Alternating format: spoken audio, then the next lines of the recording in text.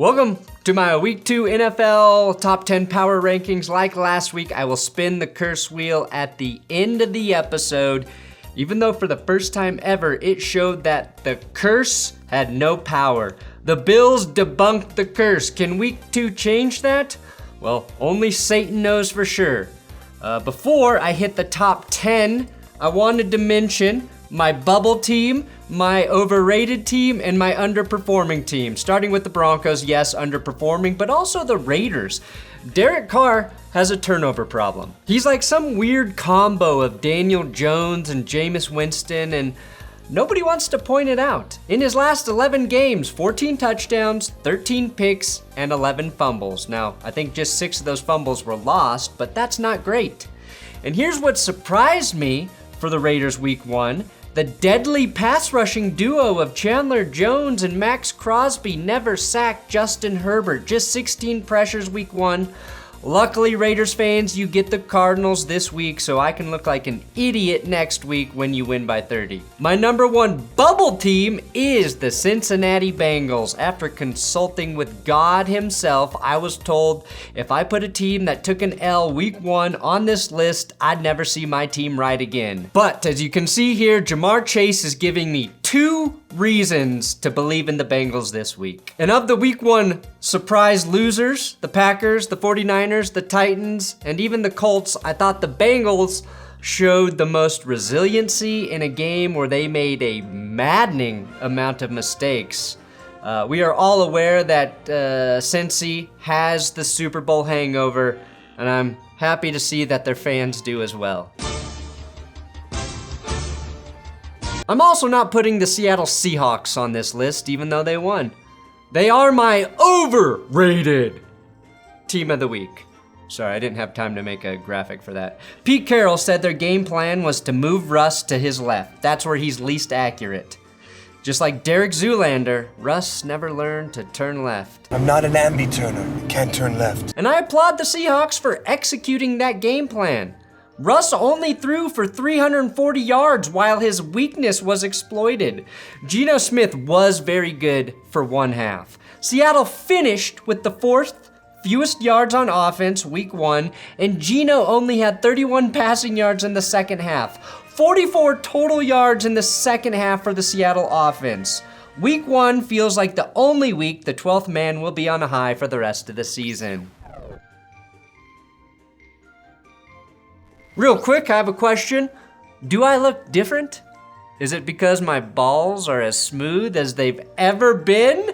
I wish I could show you because that's how beautiful they are thanks to Manscaped and their ultimate smooth package. The Lawnmower 4.0, you know, is the best pube trimmer on earth, but you can only get so close with an electric trimmer. And if you want to finish the job around the cojones, check out this new kit. Manscaped provides the crop exfoliator. Use that first to reduce ingrown hairs while shaving, then lather up with the crop gel, which is clear so you can see what you're shaving. And the most important part, the perfectly engineered groin shaver with 3 precision blades. More precise than any football MVP passer with extra wide lubricating strips, so your balls and groin can be shaved from any angle. You even get 5 replacement blades with the Ultimate Smooth package. So thanks to Manscaped for sponsoring today's episode and for making my balls smoother than a bowling ball dipped in lard.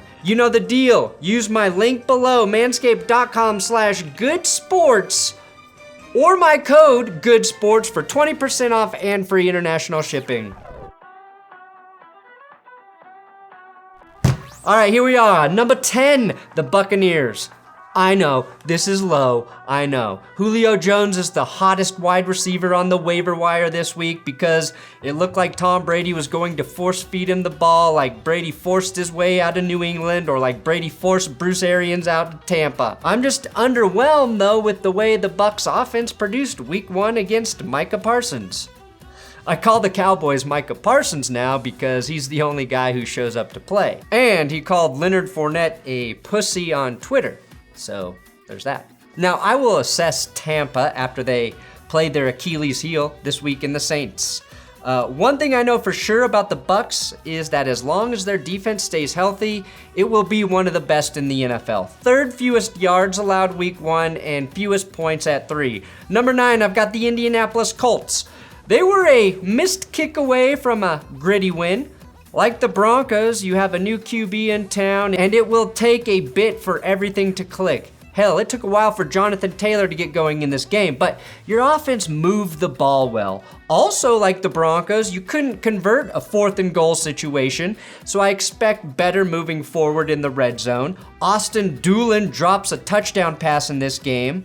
I was honestly shocked to see Indy had the most offensive yards on week 1 with 517. 4 of the top 10 teams in yards week 1 lost, including my Broncos. Number 8, I've got the Dolphins. Now, I don't know what to make of the Dolphins, other than the fact that we know Mike McDaniel has huge testicles. McDaniels, he's gonna need a wheelbarrow, man, for his nuts to carry around, man, because he got a lot of cocoa on this, you know what I'm saying? Now, I think a lot of time has been spent talking about the Dolphins offense, and Tua, and Tyreek, and honestly, they underwhelmed me week 1.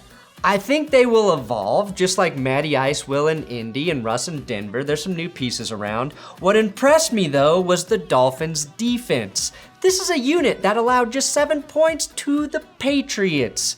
Tied for second best week 1 with the Vikings, just 78 rushing yards given up to the Pats, a team you know desperately wanted to run the ball effectively. Melvin Ingram proved to be a sneaky good pickup, and maybe one of the least talked about impact safeties in the league, Javon Holland had a pick in this game. Huge week 1 win against the Patriots as your defense made Mac look like a real McCorkle. Number 7, I've got the Saints. I know defeating the Falcons when they lead in the 4th quarter is an NFL rite of passage.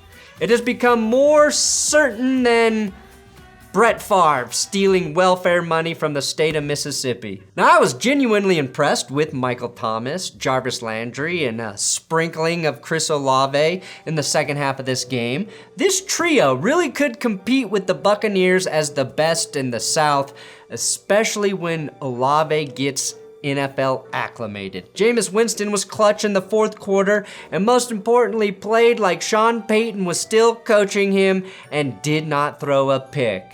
Maybe it really was the LASIK surgery he needed. Now, Jameis was good on first down, very good. Both of his touchdowns came on first down. His passer rating was 142.6 on first down, and he only took 1 of his 4 sacks on first. My concern is that the Saints' offensive line, who is waiting for Trevor Penning to return from injury and is certainly missing Teron Armstead, now face a nasty Bucs defense that netted 4 sacks in Dallas. I do expect the Saints D to be better. They were just 1 of 3 to not net a week 1 sack, and they also gave up 201 rushing yards to the Falcons. Number 6, the Minnesota Vikings.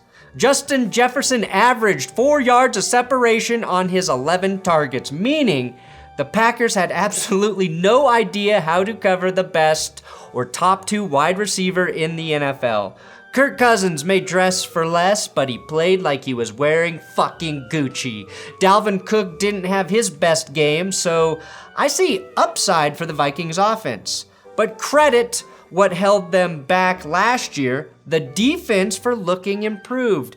4 sacks and a pick.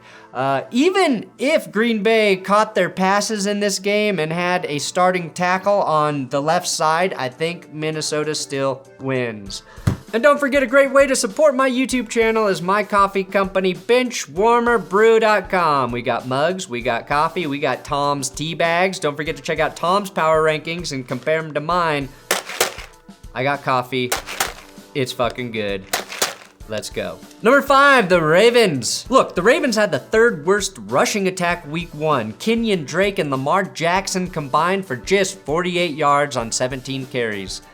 That's a really scary stat because you know they're absolutely going to figure that out on the ground. I think that's just credit to the Jets front, and when J.K. Dobbins and or Gus Edwards gets healthy, there's an instant upgrade there. Now, the Ravens lost Kyle Fuller and Juwan James to season-ending injuries, James does not surprise me. It's why the Broncos cut him in the middle of a huge contract.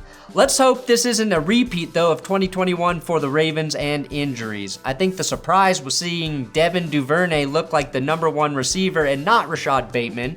Those two did combine for 3 touchdowns, and Mark Andrews had none, which means Action Jackson showed he can throw to receivers as well. Lamar spread the ball around very effectively, and Ravens fans should be excited about that. Number 4, I've got the Chargers. Congratulations, LA, you broke the curse. You held on to a lead, you beat the Raiders, you only gave up 64 rushing yards, and you let your kicker kick a field goal. It's like you exercised 4 demons in one game. Now, I'll admit, I probably put you too high on this list right now, and your 0 fourth quarter points means you tried to blow a lead. But just like I cannot deny that Mahomes is great, Justin Herbert looks like the next Aaron Rodgers in terms of arm talent. Unless the Chargers can shake the Chargers are gonna Chargers narrative, Herbert may more aptly be compared to Matthew Stafford with the Lions.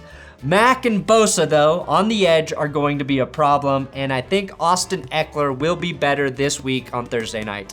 Number 3, I've got the Philadelphia Eagles. Last week, I put Philly at number 7. I had the balls to go where no one else would go, Philly, so come give me some credit for showing your team respect. And I am pleased to reveal that 7 was too low. Jalen Hurts looks like a more complete quarterback with, you know, an elite receiver and A.J. Brown to throw to. 155 yards for Brown in his debut. The only person in Philly not excited about that is probably Devontae Smith, who had 0 catches. Now, Hurts does need to be more efficient in the passing game. Just 18 completions on 32 attempts. If Hurts can be more of a 22, 23 for 30 type passer with very few picks, this team will be hard to beat. They were one of 4 teams, though, with over 200 rushing yards week 1, and Miles Sanders was finally the guy. They had 4 different players score rushing touchdowns in this game.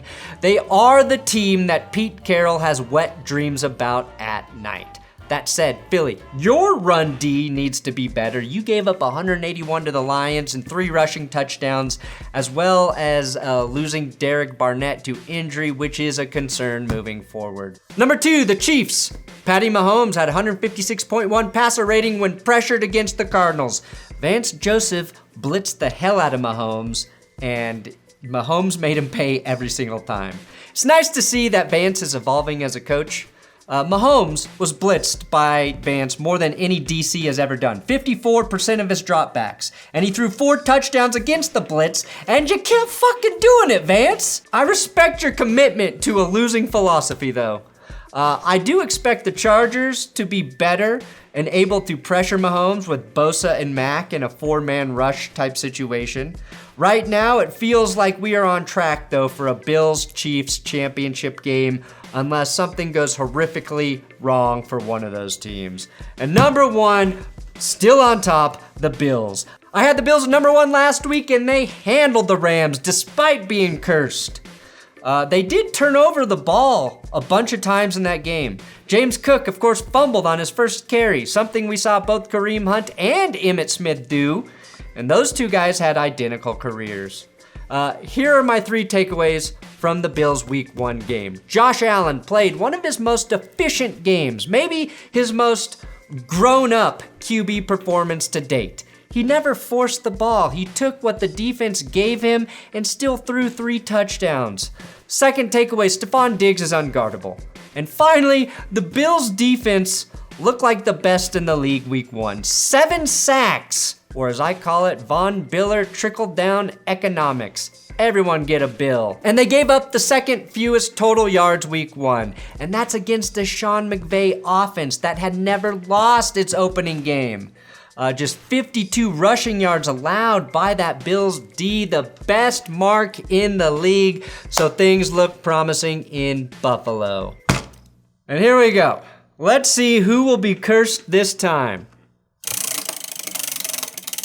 I think I spun it the wrong way, but what are we gonna fucking do? Oh, number 7! Who did I put at 7? Number 7, oh shit, it's the Saints. And this is a good litmus test for the curse. We will see if the curse is real again, because the Buccaneers, Brady has not beat them in the regular season since joining Tampa Bay. I feel like this means Jameis is gonna have some turnovers. Oh God, I'm sorry, New Orleans Saints fans. I think the Buccaneers defense is gonna feast, and I think Tom Brady's gonna play well against you based on the curse. Thanks for watching That's Good Sports here on YouTube. Please subscribe and check out my If the NFL Were a Comedy video. It's a recap of week 1. It's a different format I'm trying out, and I need it to do well to keep doing it because I like it.